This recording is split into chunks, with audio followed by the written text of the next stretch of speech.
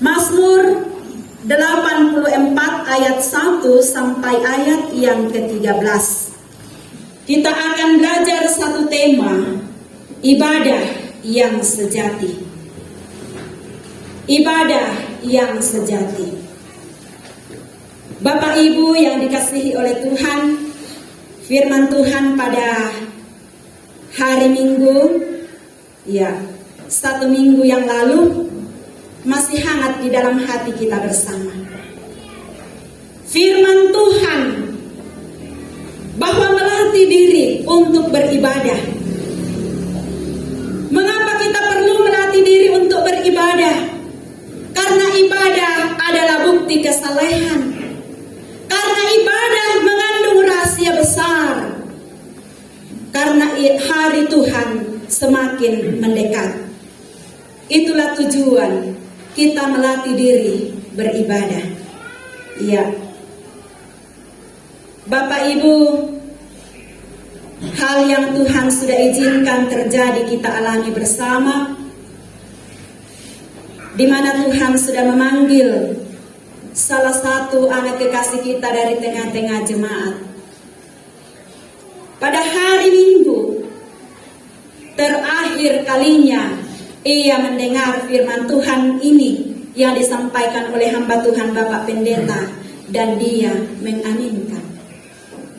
Ya, saya katakan kepada bapaknya Tian bahwa satu hal yang harus kita ingat, bahwa di saat kita beribadah, anak kekasih kita ini masih mendengarkan firman Tuhan, dan firman Tuhan yang disampaikan oleh hamba Tuhan itu diaminkan. Masih ingat kata-kata Bapak Pendeta, katakan bahwa saya berkhotbah itu dengan sungguh-sungguh, melakukan sesuatu harus dengan sungguh-sungguh, karena kita tidak tahu kapan berakhir hidup kita ini. Bapak Ibu yang dikasihi oleh Tuhan, ibadah menurut Kamus Besar Bahasa Indonesia artinya perbuatan untuk menyatakan bakti kita kepada Allah yang didasari dengan ketaatan di dalam mengerjakan perintahnya dan menjauhi larangannya. Sebuah nyanyian ibadah di bait Allah, dan pengarangnya ialah Bani Korah, orang Lewi. Setelah bait Allah dibangun kembali, Bani Korah ini ikut melayani Tuhan. Mereka sebagai pencipta mazmur, mereka juga sebagai penyanyi, singers, dan mereka juga menjadi penjaga pintu. Mazmur ini dibagi 3 bait, ditandai dengan kata selah. Mari perhatikan ada kata selah. Waktu kami masih kecil, sekolah minggu dan baca ayat ini, kami juga baca selah. Ternyata itu tidak dibaca. Ini artinya kita harus istirahat untuk menarik napas, kemudian lanjut. Bapak Ibu yang dikasihi oleh Tuhan, ibadah yang sejati adalah ibadah yang sungguh-sungguh berkenan kepada Allah. Lalu apakah ibadah yang sejati itu? Bahagian yang pertama dalam ayat yang ketiga bacaan kita. Ibadah yang sejati adalah ibadah yang dimulai dari sikap hati yang sangat rindu kepada Tuhan. Ibadah yang sejati dimulai dengan sikap hati yang sangat rindu kepada Tuhan. Perasaan Bani Korah kepada Tuhan itu digambarkan dengan istilah dalam ayat yang ketiga. Jiwamu hancur karena merindukan pelataran-pelataran Tuhan. Jiwaku hancur artinya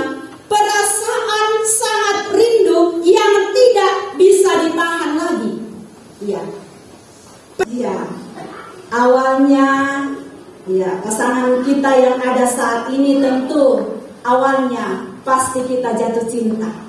Ya. Orang yang jatuh cinta, orang yang sangat mencintai seseorang, kadang tidak sabar lagi ketika mungkin dipisahkan dengan jarak oleh karena pekerjaan. Maka perasaan cinta yang terlalu dalam itulah ada kerinduan yang luar biasa untuk bertemu. Dan sekira hal ini tidak bisa dilupakan. Jatuh cinta itu selalu rindu untuk bertemu dengan kekasihnya. Artinya di kamalintungan. Ya, lendu di kamali ini yang nakani sok pabuaran di kamaling. Artinya terlalu rindu. Ya. Seperti inilah hati Bani Kora, rindu akan pelataran Tuhan, rindu beribadah kepada Tuhan. Dalam ayat yang keempat, perasaan rindu Bani Kora diungkapkan, itu diibaratkan dengan burung-burung pipit atau burung-burung layang-layang dalam ayat yang keempat. Iya. Ini salah satu tanda kerinduan yang begitu mendalam yang dimiliki oleh Bani Kora. Ibadah yang sejati itu dimulai dari hati yang sangat rindu kepada Tuhan. Tanpa sikap hati yang rindu kepada Tuhan, ibadah yang dilakukan hanya sebagai rutinitas saja. Kalau kita beribadah hanya karena sebagai rutinitas saja, hanya karena kebiasaan kita sebagai orang Kristen bahwa kalau hari Minggu nang la Malaysia miki menumbang, ya. Bukan dengan hati yang tulus, bukan dengan hati yang begitu rindu bersekutu dengan Tuhan, maka ibadah itu, ya, sia-sia. Kita tidak mendapatkan apa-apa. Dalam Yohanes pasal 4, di mana Tuhan Yesus dalam perjalanannya dari Yudea ke Galilea, Yesus melintasi daerah Samaria.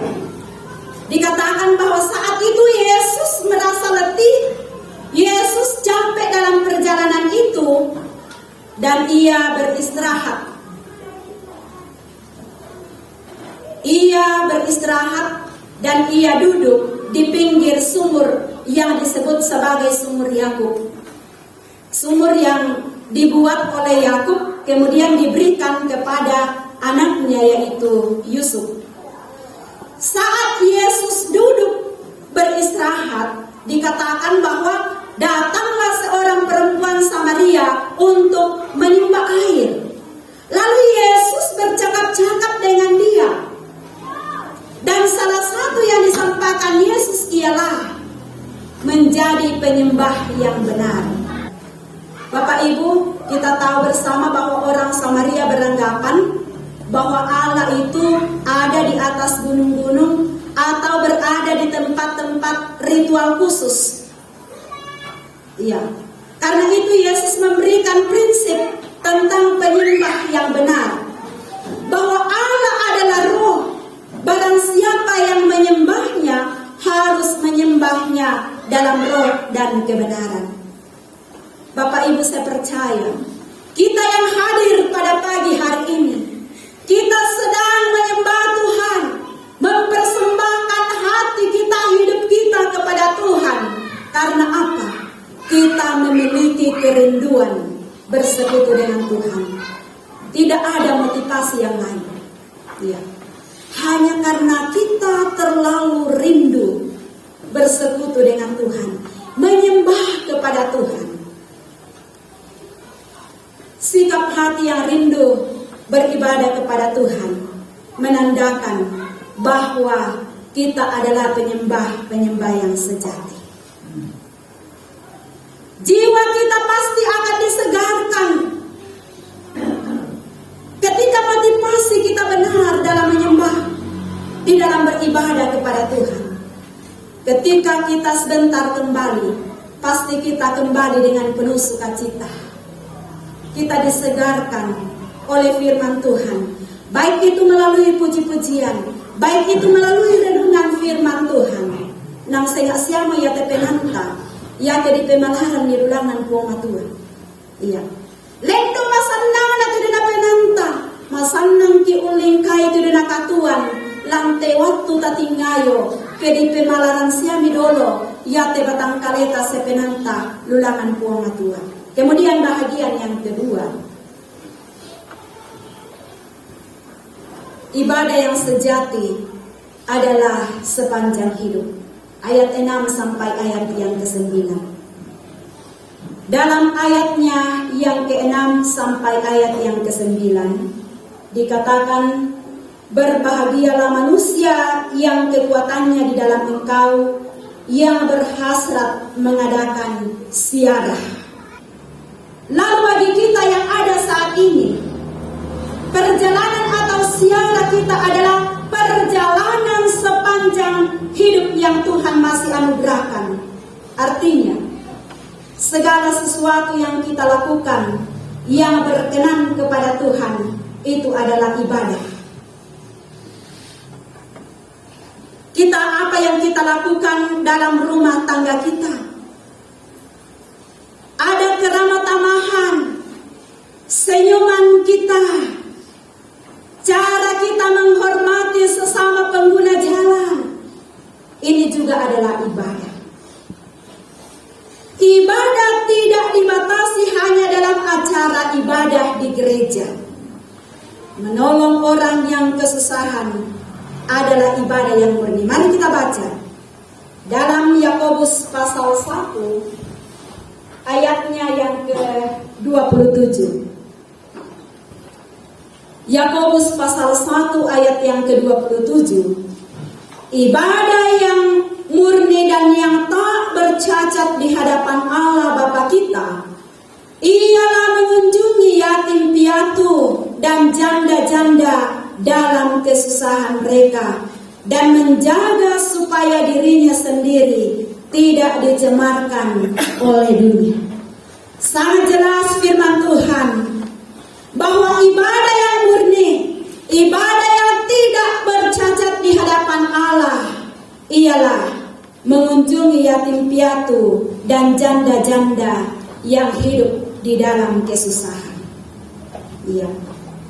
Sekali lagi bahwa ibadah tidak dibatasi hanya dalam acara ibadah di gereja, tetapi menolong sesama, menolong orang-orang yang hidup dalam kesusahan. Firman Tuhan katakan itu adalah ibadah yang murni dan tidak bercacat di hadapan Allah. Ya, tentu ketika kita menyadari ayat ini Bapak Ibu, bahwa dengan memperhatikan kehidupan sesama kita yang membutuhkan belas kasihan dari kita, kita mengasihi mereka, kita berkorban kepada mereka, itu adalah ibadah yang sejati, yang tidak bercacat di hadapan Allah.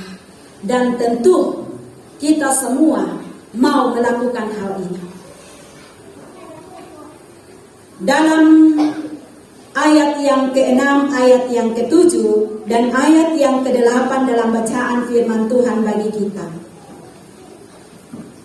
berkat seperti apa yang akan diterima oleh orang yang beribadah. Dalam ayatnya yang ke-6, berbahagialah manusia yang kekuatannya di dalam Engkau, yang berhasrat mengadakan ziarah. Yang beribadah akan mendapatkan kekuatan yang baru. Kekuatan yang baru artinya kekuatan yang asalnya daripada Tuhan. Ya. Biasa dente meto matuanta inang tanpa abelamang mo di kaamale menomba. Iya. Tanpa abelamang mo menon banga miramale menomba. Apabila na mamali siumpu atau tumampata na parukuban milik keamale menomba, bukan karena keadaan terpaksa, tapi na paruku dalam artian dalam ketidakberdayaan karena faktor usia, tetapi karena masih bisa melangkah, mereka bisa berusaha untuk menyembah, beribadah kepada Tuhan. Biasa mo nakuamak kada tanpa bela mo tibatang kalepu, pamak kuresumang anak belan na dempa tuka mamaliran titanan lan penangku ya merato kara-kara yato umbawa nai semakin matoto, semakin memiliki semangat menjalani hidup ini. Kemudian berkat yang akan diterima oleh orang yang beribadah akan menerima mujizat. Dalam ayat yang ke-7, apabila melintasi lembah Baka, mereka membuatnya menjadi tempat yang bermata air. Ya. Orang yang beribadah akan menerima, akan mendapatkan mujizat. Melintasi lembah Baka adalah tempat yang menyedihkan, tempat yang tidak menyenangkan, tetapi akan berubah menjadi tempat yang membawa kebahagiaan atau mata air. Ya. Ini berkat bagi orang yang beribadah. Kemudian dalam ayat yang ke-8, bahwa orang yang beribadah akan mendapatkan semangat yang baru. Ya. Akan menerima, akan mendapatkan semangat yang baru. Jadi mari dalam kehidupan kita menyadari bersama bahwa sesungguhnya ibadah itu adalah sepanjang kita masih hidup di dunia ini. Dan yang ketiga, yang terakhir, ibadah adalah pelayanan. Ayat 10 sampai ayat yang ke-13. Mari kita baca ayat yang ke-11. Sebab lebih baik 1 hari di pelataranmu daripada 1000 hari di tempat lain. Lebih baik berdiri di ambang pintu rumah Allahku daripada diam di kemah-kemah orang fasik. Bapak Ibu yang dikasihi oleh Tuhan, dalam beribadah, Bani Korah ikut mengambil bahagian untuk melayani. Mereka melayani sebagai apa? Mereka melayani sebagai penerima tamu. Iya, saya kira ini pelayanan yang luar biasa ya. Bani Korah melayani sebagai penerima tamu. Mereka berdiri di depan pintu bait Allah, menyambut dan memberi salam kepada segenap umat yang datang. Dan pelayanan sebagai penerima tamu saat itu dilakukan bukan hanya 1 jam atau 2 jam. Iya. Tidak hanya dilakukan 1 jam atau 2 jam, tetapi dilakukan selama 1 hari dari pagi sampai sore. Coba bayangkan, tang mata abendan dari pagi sampai sore.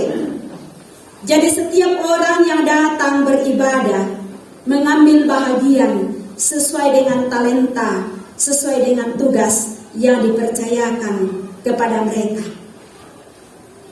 Bapak Ibu, saya mau menceritakan ada seorang bapak yang bernama Pak Peti. Ia adalah seorang anggota majelis di salah satu gereja. Dan bapak ini berprofesi sebagai konsultan pada salah satu pabrik minuman yang berskala internasional. Pada tahun 1994, bersama dengan pendetanya, ia mengikuti kongres gereja. Pada suatu hari, pendetanya akan bertugas untuk membawakan renungan pagi. Jam 4 pagi, Pak Peti ini bangun menyemir sepatu pendetanya. Lalu tiba-tiba pendetanya ini bangun. Dan ia melihat apa yang dilakukan oleh majelisnya ini. Bapak pendeta ini berkata bahwa Bapak tidak pantas melakukan itu. Lalu apakah jawab Bapak Peti? Dia katakan begini, tidak apa-apa Pak. Inilah adalah cara saya di dalam melayani. Bapak melayani melalui khotbah, melalui renungan firman Tuhan, dan saya melayani dengan cara menyemir sepatu yang akan Bapak pakai untuk berkhotbah. Bapak Ibu, kelihatannya tidak ada hubungan antara berkhotbah dengan sepatu. Namun sebenarnya ini saling melengkapi. Ya, ini saling melengkapi dan perlu digarisbawahi bahwa tidak ada pelayanan yang hina. Ya, tidak ada pelayanan yang hina. Ada satu kejadian, ya, ini satu kejadian sungguh nyata. Ada seorang istri pendeta, ya, ada seorang istri pendeta yang diberikan tugas untuk menerima tamu. Majelis gereja membaca pelayan-pelayan minggu depan, istri Bapak Pendeta akan melayani sebagai penerima tamu pada hari Minggu. Setelah selesai ibadah, semua majelis gereja harus tinggal. Lalu Bapak Pendeta katakan begini, "Tang sielle tubaine pandita laung tarima tamu." Dan ini menjadi masalah yang besar dalam jemaat itu. Ya. Ini menjadi masalah besar dalam jemaat itu. Pemahaman yang salah, pemahaman yang keliru, menganggap pelayanan itu sebagai pelayanan yang hina. Bapak Ibu yang dikasihi oleh Tuhan, kita melihat Bani Korah memiliki tugas melayani Tuhan di depan bait suci untuk menerima tamu. Ini adalah pelayanan yang luar biasa. Sekali lagi Bapak Ibu, tidak ada pelayanan yang hina. Ya. Tidak ada pelayanan yang hina. Semua pelayanan adalah berharga di hadapan Tuhan. Biasa kita torotolino, tu untire itu pengkarangan ia to kumua. Tak aku cocok ungkarang itu pengkarangan ia teh. Iya, saya tidak cocok. Iya. Mengapa tidak cocok? Seolah-olah menganggap bahwa pelayanan itu rendah. Dan saya percaya kita semua yang hadir saat ini sadar bahwa bentuk apapun yang kita lakukan, talenta yang Tuhan berikan bagi kita pakai melayani seperti apapun itu adalah pelayanan yang sungguh berharga di hadapan Tuhan. Melayani selagi masih ada waktu dan kesempatan yang Tuhan berikan, itu adalah ibadah dalam kehidupan kita.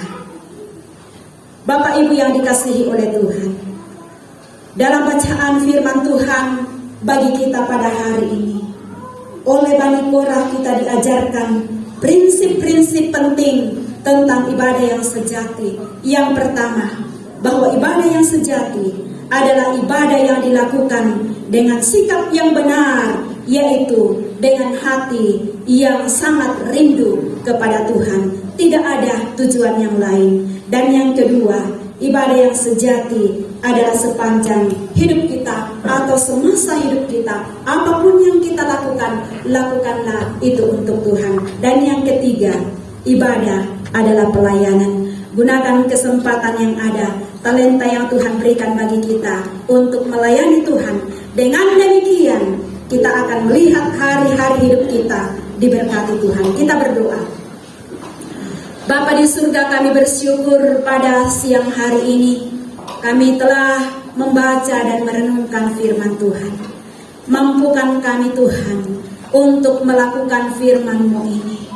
Mampukan kami Tuhan untuk merubah segala sesuatu yang tidak berkenan kepada Tuhan, agar hidup kami hari ini, hari selanjutnya, sepanjang hidup kami menjadi kehidupan yang sungguh berkenan kepada Tuhan, menjadi ibadah yang sejati. Kami datang berdoa di dalam nama Tuhan Yesus. Amin.